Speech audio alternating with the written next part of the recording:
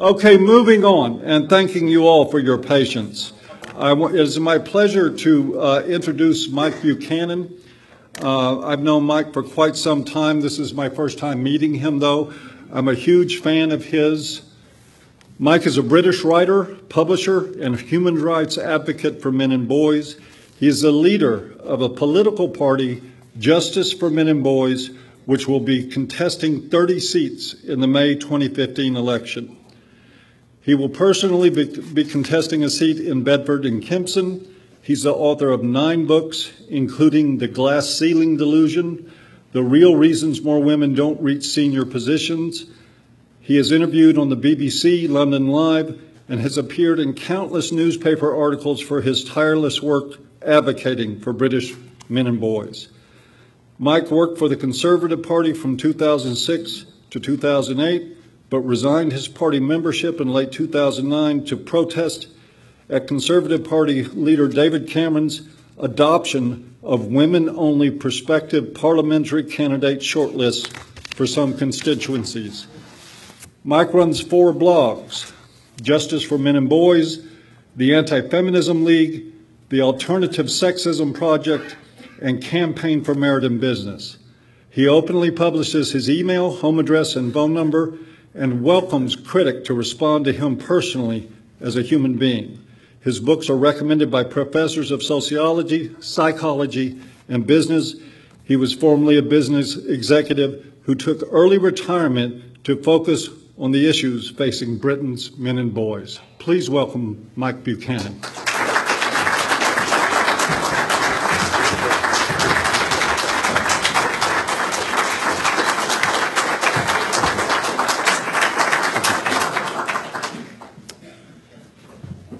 Good afternoon. We've just come, myself and 3 British colleagues have just come from a diner just down the road. And Americans are famous for their hospitality, but at the end of the meal, a guy from A Voice for Men came over and offered to settle our bill. That was just really impressive. I just want to say it's true what they say about Americans. And being British, we accepted his offer, of course. Anyway, okay. I'd like to thank Paul Elam, Dean Esme, and everyone associated with A Voice for Men for all they've done over the years and for laying on this conference. I think they've done a great job in the face of adversity after the enemies of men and boys tried to stop us gathering. I'd also like to thank them for inviting me to speak today. It's a real honour to be here. In the leaflets we distributed earlier today, we outlined 20 areas in which men and boys are disadvantaged by the state's actions and inactions in Britain today. And I dare say most of those disadvantages will apply in most developed countries.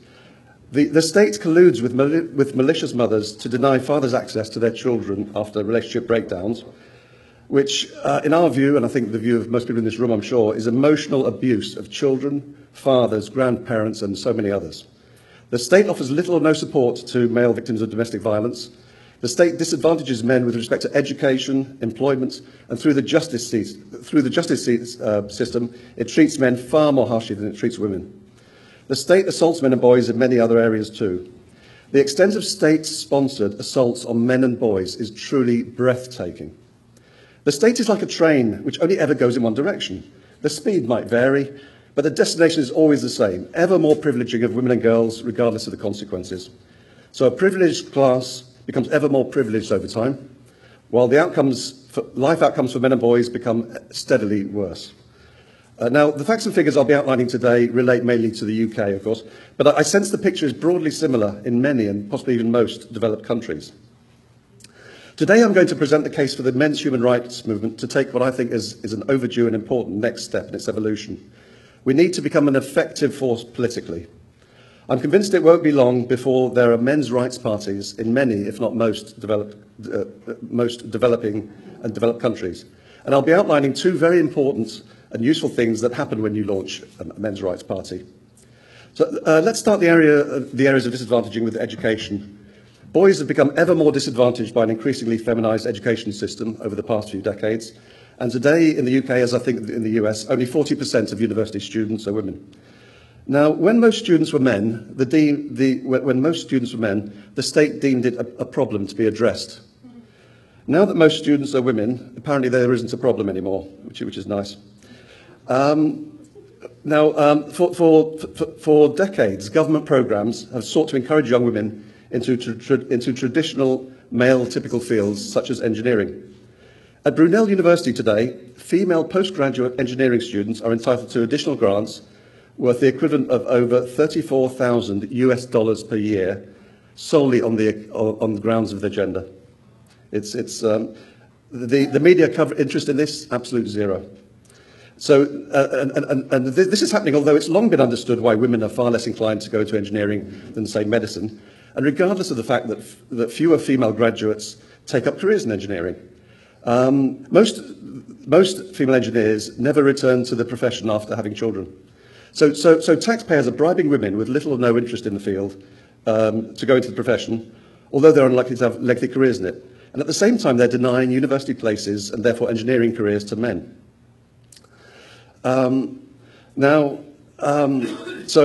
This is leading inevitably to higher female employment and lower male employment. And already men outnumber, they have for some years, men outnumber women in Britain as unemployed. But this has serious consequences. We know that unemployment is a far higher risk factor for male suicide than it is for female suicide. And the differential between the male and the female suicide numbers has nearly doubled in the space of just 30 years. It's now 3.5 to 1. Suicide is the leading cause of death of young men in the UK. So by denying young men the same education and employment opportunities, the state is driving some of them to take their own lives. They contribute to the state also contributes to the high male suicide rate in other areas. We know that denying fathers access to children following relationship breakdowns is a major driver of male suicide. How could it not be? But so is the almost non-existent provision of refuge places for male victims of domestic violence, which I'll be talking about in a bit of detail.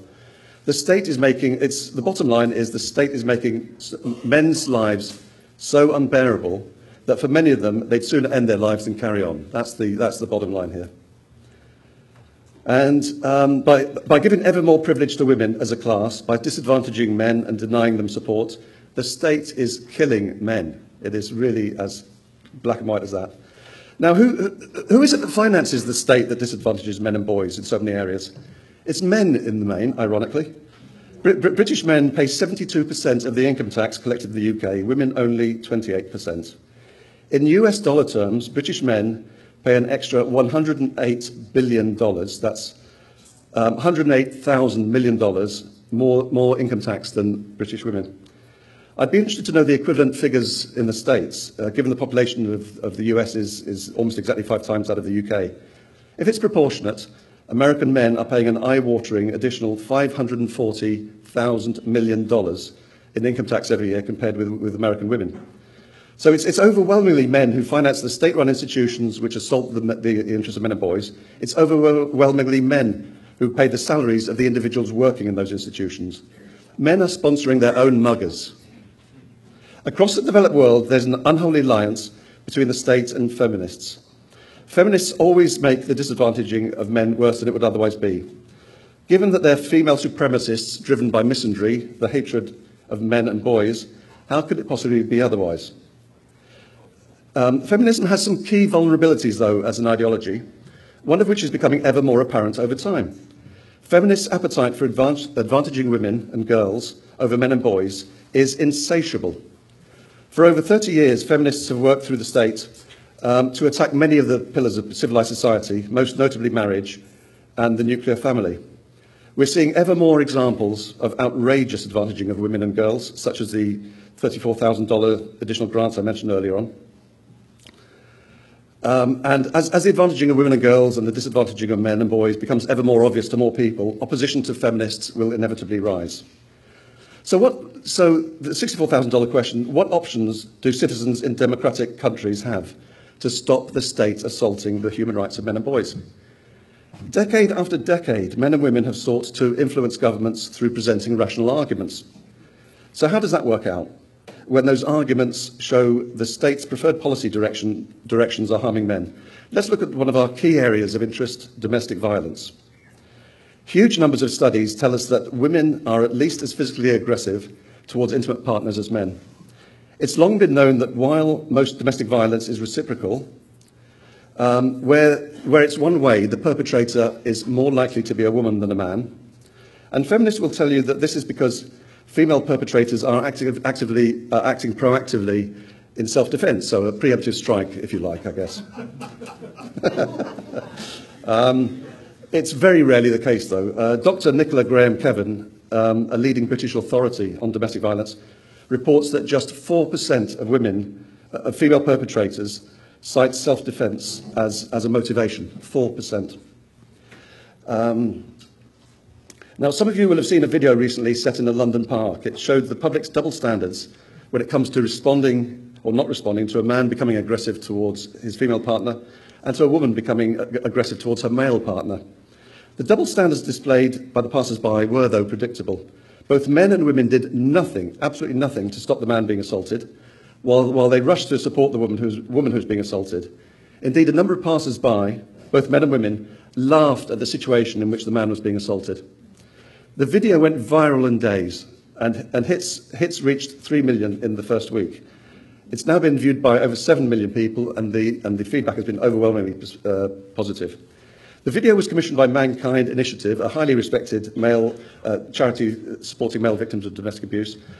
And they recently published on their website an interesting report with 25 key facts about domestic abuse, drawing on the latest government statistics in the 2012-13 British Crime Survey. Feminists relentlessly claim that a higher proportion of female victims suffer multiple incidents of abuse than male victims, and more incidents using severe force. Both claims are demonstrably false. In the latest British Crime Survey, 38% of the people who were victims of domestic abuse were men, 62% women. So while more women than men are victims, although I know some people challenge that, what do we know about abuse incident frequency and incident severity? 21% of both male and female victims suffered 3 or more incidents of domestic abuse in 2012-13. A higher proportion of male victims, 34%, suffered assaults using severe force than did female victims, 28%. Now, we might reasonably expect refuge places for people to be allocated based on the risk of assaults using severe force. And on that basis, if we work through the numbers, 42% of refuge places in the UK should be allocated to men. Now, it's important to say we're not saying there should be fewer refuge places for women. We're simply saying there should be a damn sight more refuge places for men than there currently are.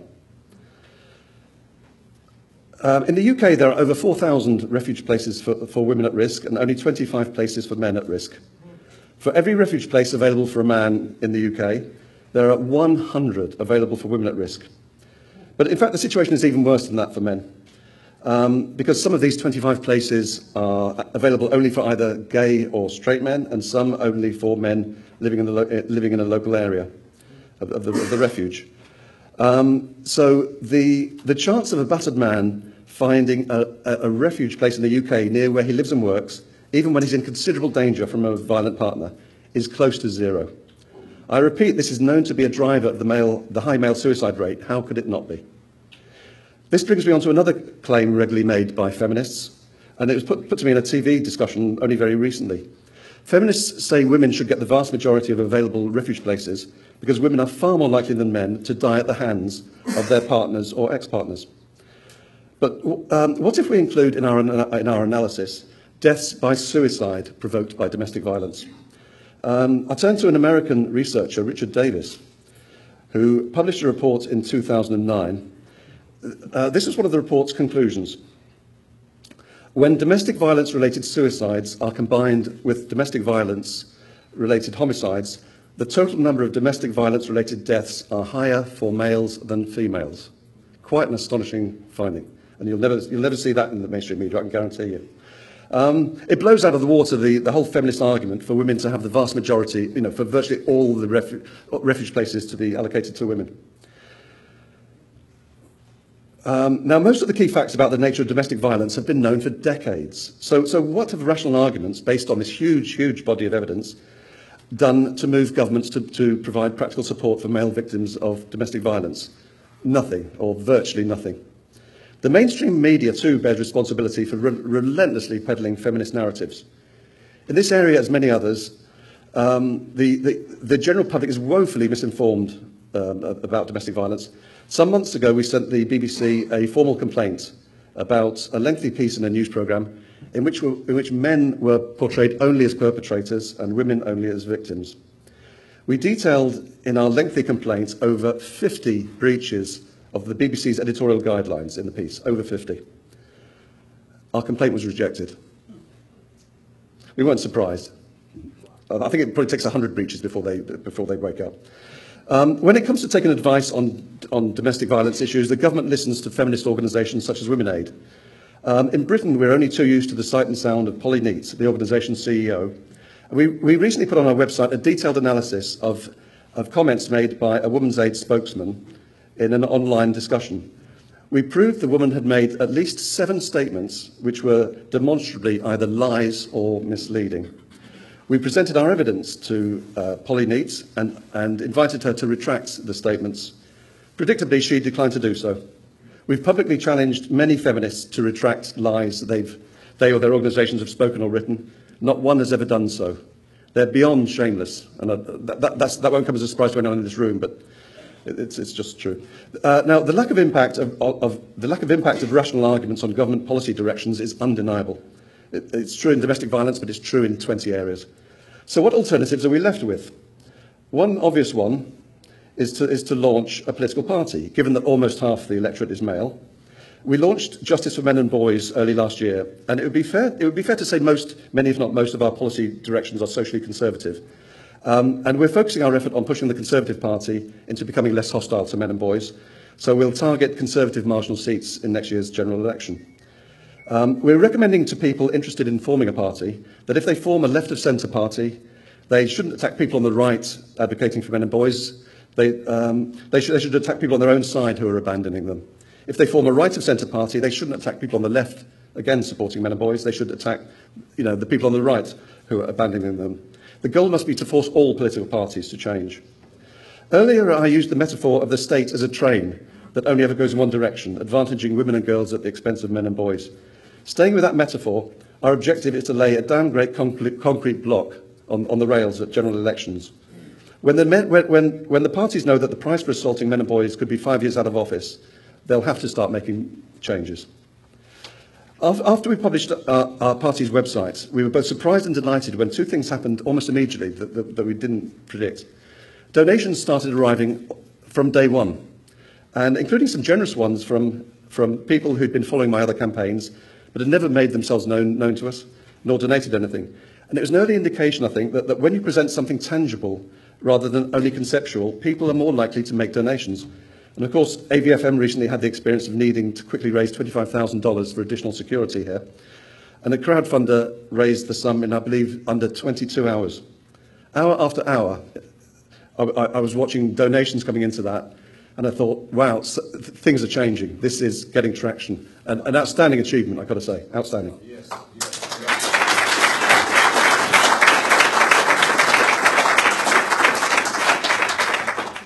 Now, the second thing that happened after we launched the party was mainstream media coverage.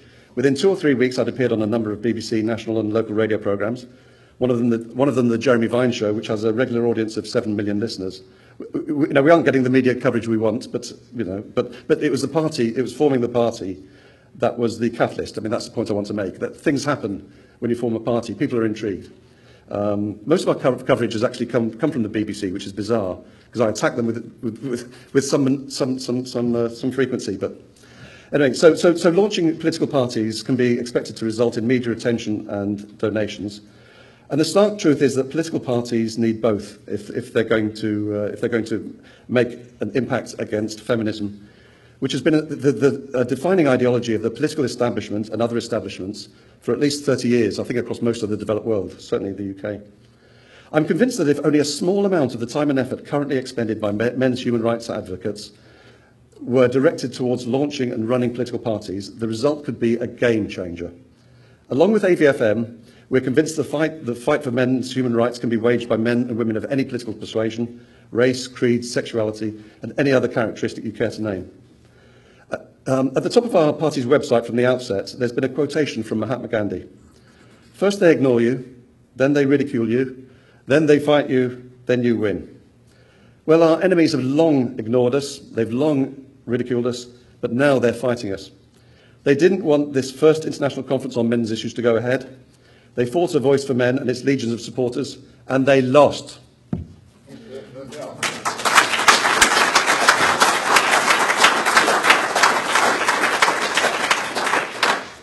This conference is without doubt a landmark victory in the war for men's and boys' human rights. Just absolutely no doubt. The enemies of men and boys had better get used to losing, because they're going to be losing more battles from now on. And the day is coming when they'll lose the war. Let's bring that day forward. Let's get political. Thank you.